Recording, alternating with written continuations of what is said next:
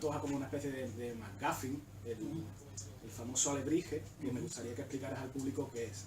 Sí, bueno, son artesanías mexicanas que son súper conocidas allí, son de una región en concreto, pero también se hacen en otros sitios, que según leí por internet, pues un artista de allí se puso enfermo, dice que le dieron unas fiebres y unas historias, y en su delirio veía cómo se le presentaban animalillos así como estos, de colores, con formas extrañas, y le gritaban alebrije, alebrije. O sea, ¿cómo no iría para ejemplo? Pero bueno, empezó a recrear las criaturas que se le venían a la cabeza y a raíz de eso pues hizo famoso. Y llega a ser un elemento en la novela que tiene su importancia hasta el punto de que casi llega a ser otro personaje. Sí, muy simbólico. Entonces se lo inventó como si fuera un Lovecraft mexicano, ¿no? Sí, algo así, pero más exótico, mucho más colorista. En cuanto al tema de las novelas, también hay gente que me ha dicho, porque a mí me gusta mucho, más que comentar lo que me parece a mí el libro, me quedo más con las impresiones de lo que me va diciendo la gente y demás. Mucha gente me ha dicho que parecen dos novelas en la que los personajes se solapan, una en Jalisco y otra en Morelos. Incluso me llegaron a decir en su tiempo que casi que del epílogo salía otra novela. Lo que pasa es que yo dije, mira, yo creo que aquí cortamos, aquí yo ya he contado lo que tenía que contar, pero que casi que da pie a otra novela, y la historia de alguna manera, no creo que se pueda decir que sea circular, pero sí lleva un rollo, o sea, lo que has comentado antes de la venganza, es un poco eso, es el leitmotiv de la novela, y lo planteo un poco como una enfermedad contagiosa que va afectando a unos y a otros, y se van viendo un poco arrastrados por eso, hasta el punto de que es algo que empieza y no termina. Sí, es una especie de moraleja, podríamos decir así, ¿no? Que te quedas con esa sensación de que... No, de hecho el título parte un poco de ahí, que también quería comentarlo. El título sale de un axioma que escribí hace muchísimo tiempo, que era: la venganza anida donde el perdón no llega. Eso me pareció demasiado largo, y donde el perdón no llega, aparte de que creo que despertaba la curiosidad del lector, que podía despertarla, me pareció muy del oeste, que la novela también tiene un componente del oeste importante. Y es un poco eso, la venganza. Sí, creo que la venganza es lo que planea sobre cada una de las páginas, y bueno, al final, evidentemente, en toda presentación es complicado no desgranar ciertos elementos argumentales, no queremos spoilear, pero sí es verdad que lo de la venganza está muy presente hasta el punto final, ¿no? Diríamos, de la novela. Una novela que tiene varios personajes, pero yo creo que evidentemente hay uno que sobresale por encima de todos por su protagonismo, por la virulencia de sus acciones y por el peso que tiene, ¿no? De ahí que sea el gordo o el Heriberto, que se supone que sí, es el personaje que está arriba. Sí, están representados por orden de importancia. ¿Hay algún tipo de inspiración para construir sí, bueno, quería comentar porque es una cosa curiosa. Resulta que esta novela nace a partir de un relato que ha presentado una antología, y en el relato original el protagonista es Doña Capulina. O sea, este personaje en realidad era un secundario que no tenía ni nombre y llegaba, cumplía con su función y se iba.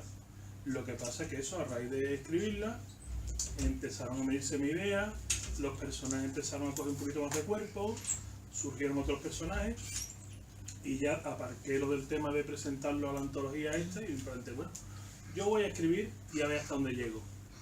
Al principio pensé novela corta, ya luego se convirtió en novela, y bueno, llegó un poco a lo que tenemos ahí, y eso, siendo un secundario sin nombre, de alguna manera casi llegó a comerse a lo que era la protagonista.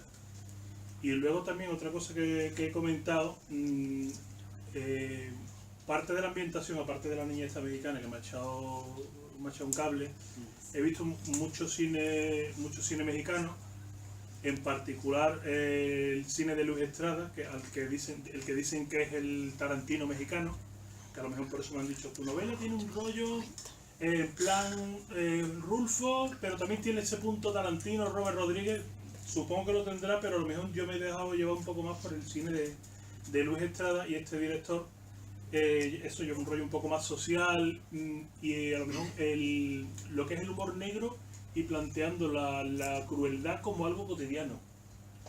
Y hay un personaje que suele salir en sus películas, que es Joaquín Cosío, un actor mexicano que me gusta muchísimo, que es de hecho, o sea, no es el que está en la portada, pero es un poco él llevado al extremo. De hecho, cuando se hizo la portada le comenté al dibujante, mira, yo he pensado en este personaje, me lo destroza, o sea, le quitas pelo, le haces cicatrices, en plan, como si hubiera estado metido en la droga, todo lo que viniera bien, y me lo dejas un poco así. Y también a raíz de ver una de sus películas, que es El Infierno, me ayudó a darle más matices al personaje.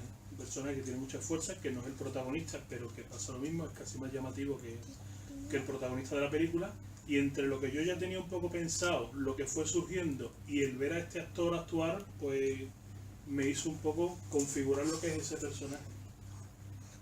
Se nota que bueno, que de alguna manera quieres homenajear a directores como el que has comentado, o autores como Pedro Páramo, Con Rulfo, sí, le pasa todo el y su Pedro Páramo, sí, al final sí, bueno, va en ese, vamos, de hecho hay otro homenaje al libro de Pedro Páramo, igual que lo hay de películas del oeste, de Sergio Leone, pero casi que lleva un poco más el rollo de la antología de relatos que hizo, el Llama en Llama, que tiene un rollo como más rural y menos fantástico, digamos. Onírico.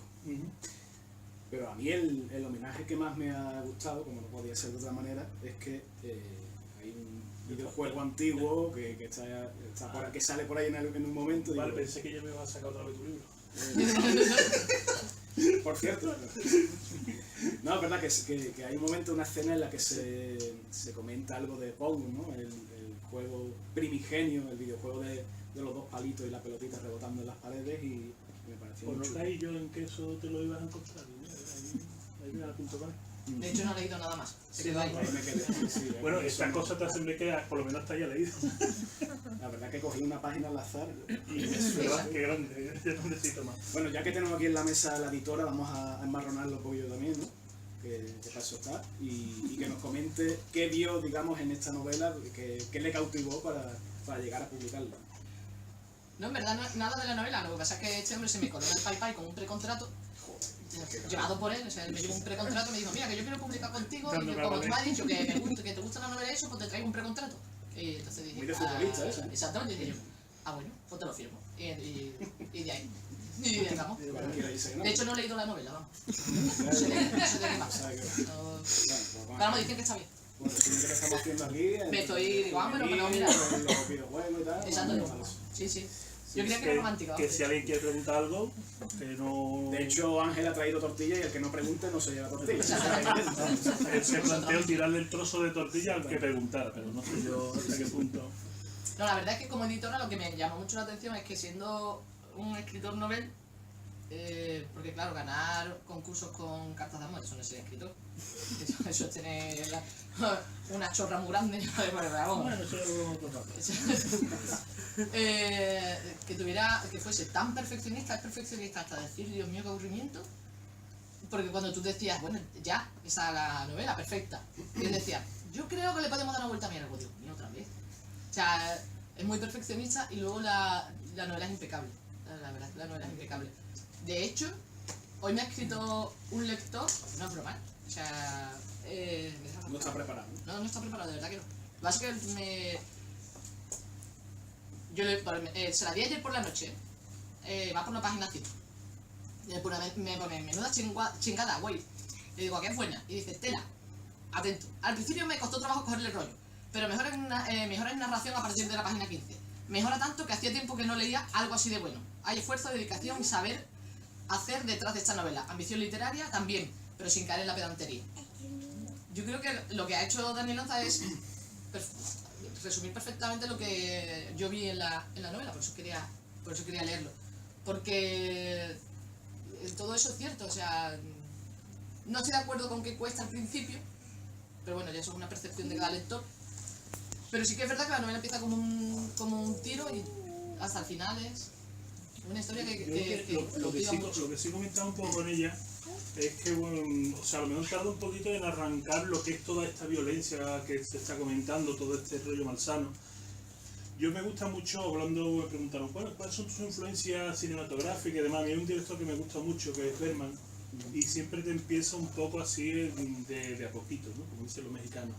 En plan, yo lo que hago en la novela es presentar primero al personaje, luego la situación en la que está, y aunque no pase nada realmente duro, sí vas viendo, aquí pasa algo raro, este tío no es muy normal. ¿Por qué está aquí? Y yo lo que intento con el arranque de la novela es generar, o sea, despertar un poco la duda del lector para que quiera seguir leyendo y se pregunte que a dónde va todo esto. Y ya incluso hoy me comentaba otro chaval, tipo, llevo 2 capítulos, le digo, pues cuando llegues al cuarto es cuando se lía parda, como yo digo. Ahí ya empieza la novela a ponerse dura y a correr, y también ha sido un poco la intención de que arranque, sin que arranque lenta ni que esté lastra, que luego vaya cogiendo velocidad hasta el punto de que hay gente que me ha dicho, mira, es que no... O sea, normalmente el que se pone a leerla y tiene tiempo se la lee en 2 días, 3 días, no tarda más, porque no la puede soltar. No, lo que pasa es que yo creo que la novela empieza de una manera muy enigmática. O sea, no, cuando empecéis a leerla, nunca vais a imaginar cómo acaba. Porque es cierto que empieza de una manera que parece algo completamente diferente. De hecho, yo como editora también dije, ¿a dónde quiere llegar este hombre? ¿Qué me está contando? Arranca de una manera muy original y muy impactante. Yo creo que si tienen un nivel de lector medio, normal, o sea, sin ser crítico de nada, van a preguntarse eso. ¿Qué? ¿Cómo? ¿Qué pasa aquí? O sea, Sí. ¿Qué es esto? Claro, ¿Qué me está contando? es lo que se pretende, bueno, de hecho, otra cosa que me han dicho de la novela que me ha encantado, fue un poco buscado, pero no pensé que fuera a funcionar tan bien, es que todo el mundo me dice que disfruta muchísimo más de ella la segunda lectura, porque voy dejando un montón de pistas muy sutiles que ya cuando la leen, esto era por esto, y esto era por esto, y incluso hay algunas que son tan sutiles que como no se lo diga que sea, no lo pilla. Y otra cosa que también me ha gustado mucho es que yo siempre digo que la novela tiene 300 y pico casi 370, pero digo que lo normal no es que la gente se lea 370, es que se lea unas 400 y pico, porque hay mucha gente que va leyendo, llega a un punto de la novela, se queda totalmente atrapado y dice, no, vuelve al capítulo 4 y se vuelve a leer otra vez toda esa parte. Otros lo dejan al final, pero muchas veces lo normal es que vuelvan atrás y se lean un par de capítulos o 3, porque esto no puede ser. Ya luego lo leen y se dan cuenta de que sí podía. Claro, porque hay un momento en el que hace clic, ¿no? Vamos a Sí, decirlo sí, así, ¿no? sí. Sin dar mucho más detalle, ¿no? Es verdad que la novela empieza quizás más lenta, ¿no? de lo que es a partir de cierto momento, ¿no? Que ella coge carrerilla, como tú dices, y unido a que, digamos, tú te explayas en descripciones, en metáforas, le das mucha caña a eso, incluso hasta llegar a ser algo barroco muchas veces, ¿no? Sí, Es complicado de hacer bien y tú lo haces bien, ¿no? Pero eso también puede influir a que al principio, digamos, tarde un poco más en coger ese ritmo hasta que ya, así, ¿no? Y ya no para hasta el final. yo parto de la base de que soy barroco de salida. De hecho, desde el principio me he ido modernizando, ¿no? Porque al principio cuando empecé a escribir la gente me decía, escribes como hace 5 siglos.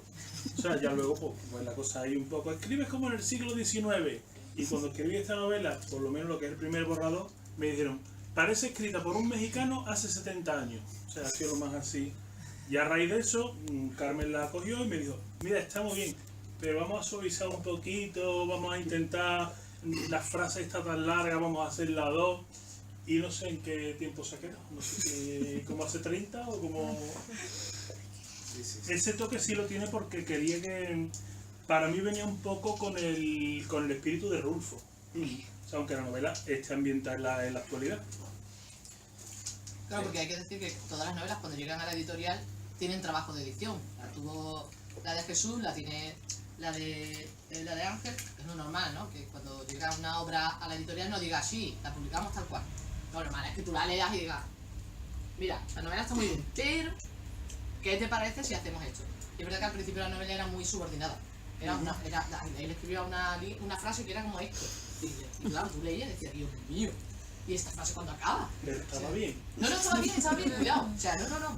Pero sí que es verdad que complica un poco la lectura porque el chico que subió las escaleras azules que llevaban al descansillo, que tiempo atrás había sido de la abuela de Peter, que por cierto, había trabajado en la lección y tú, pero Dios mío, ¿dónde hemos empezado? ¿Dónde vamos a acabar? ¿No? O sea, y al final cuando ponía ella el predicado decía, ¿pero qué ha dicho?